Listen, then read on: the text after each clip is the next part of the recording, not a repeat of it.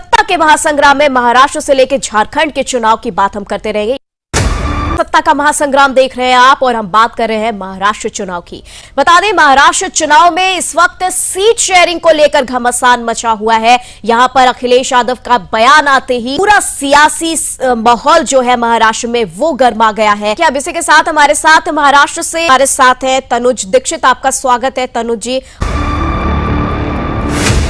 यहां पर हमारे साथ तनुज दीक्षित जो कि पॉलिटिकल एक्सपर्ट है वो भी हमारे साथ जुड़े हुए हैं। तो तनुज जी, आपकी तरफ रुख करना चाहेंगे और जानना चाहेंगे यहां पर एमवीए की सीट शेयरिंग पर लेकर जो बवाल हो रहा है, यहां पर अखिलेश यादव भी अल्टीमेटम दे रहे हैं, इन सब का विश्लेषण क्या करेंगे? विगत 2-3 दिनों से हम देख रहे हैं कि एमवीए महाविकास अघाड़ी की अभी तक कोई भी सीट शेयरिंग फॉर्मूला पर सहमति नहीं बन पाई है। हालांकि खबर यह है कि तीनों 85 और 85 सीटों के साथ में यानी टोटल 288 सीटें हैं महाराष्ट्र विधानसभा में। ऐसे में 255 सीटों का जो फॉर्मूला है वो तीनों ने अपने बीच में एक सामूहिक रूप से तय किया है। लेकिन यहाँ जो बात हो रही है, शेष 33 सीट्स उनके लिए समीकरण काफी चल रहे हैं।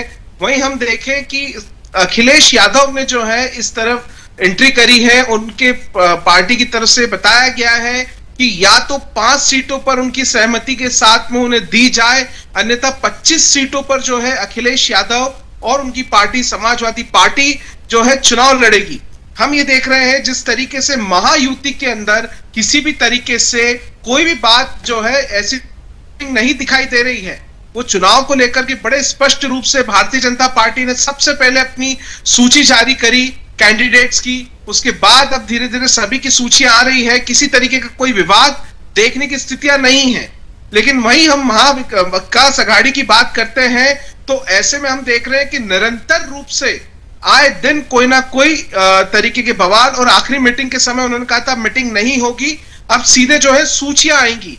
लेकिन हम देख रहे हैं कि सूचियों से भी सहमति नहीं है। राहुल गांधी टिप्पणी करते हैं कि वो खुश नहीं है जो सूचियां आ रही हैं उससे। तमाम जानकारी के लिए हमारे साथ तनुज दीक्षित भी हमारे साथ हैं। यहाँ पर तनुज जी, आपसे जानना चाहेंगे क्या इस बयान का चुनाव पर कोई असर पड़ सकता है? कभी भी महिला के लिए की गई टिप्पणियों का असर हम सतयुग काल से देखते आ रहे हैं तो पड़ेगा चुनाव पे। मुझे लगता है कि रिजल्ट्स जो है कई बार कई सारी टिप्पणियों की वजह से भी तालमेल और असमंजस खो देते हैं। तो मुझे लगता है कि इनका असर तो पड़ेगा ही। साथ में देखिए जिस तरीके से झारखंड के अंदर सीट शेयरिंग का विषय है, तो बीजेपी ने बड़ा स्पष्ट कर दिया है कि वे मात्र 68 सीटों पर चुनाव लड़ेंगी और 66 सीटों पर अपने कैंडिडेट्स ऑलरेडी वो डिक्लेयर कर चुकी हैं।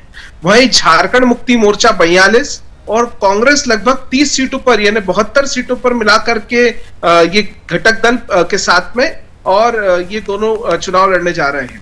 ऐसे में ये स्थिति बड़ी स्पष्ट है कि जो टकराव है या चुनाव है वो महज 2 पार्टीज के बीच में सिमट करके रहने वाला है। ऐसे में जो पुरानी स्थितियां देखी अभी तक हमने झारखंड के अंदर और जिस तरीके से राजनीतिक समीकरण बने हैं उससे, जैसे झारखंड मुक्ति मोर्चा और भारतीय जनता पार्टी दोनों दल पिछली बार बराबर 25-25 सीटों के साथ पिछले चुनाव में विधानसभा में मौजूद थे। ऐसे में ये बात बड़ी स्पष्ट है कि जो नुकसान झारखंड मुक्ति मोर्चा को इस बार देखने को मिल सकता है, जिसके अंतर्गत ये जो जिस तरीके से चंपई सोरेन ने भी भारतीय जनता पार्टी ज्वाइन करी है, इन सभी के चलते ये सारी चीजें जो है इस बार चुनाव पे इफेक्ट करेंगी झारखंड की। ठीक है तनुज जी, बहुत बहुत शुक्रिया आपका। आपको बता दें झारखंड पर इरफान अंसारी पर ने जो बयानबाजी की है, इसको लेकर अब झारखंड का जो चुनावी माहौल है वो गर्मा चुका है। चलिए यहाँ पर सत्ता के महासंग्राम में लेंगे एक छोटा सा ब्रेक।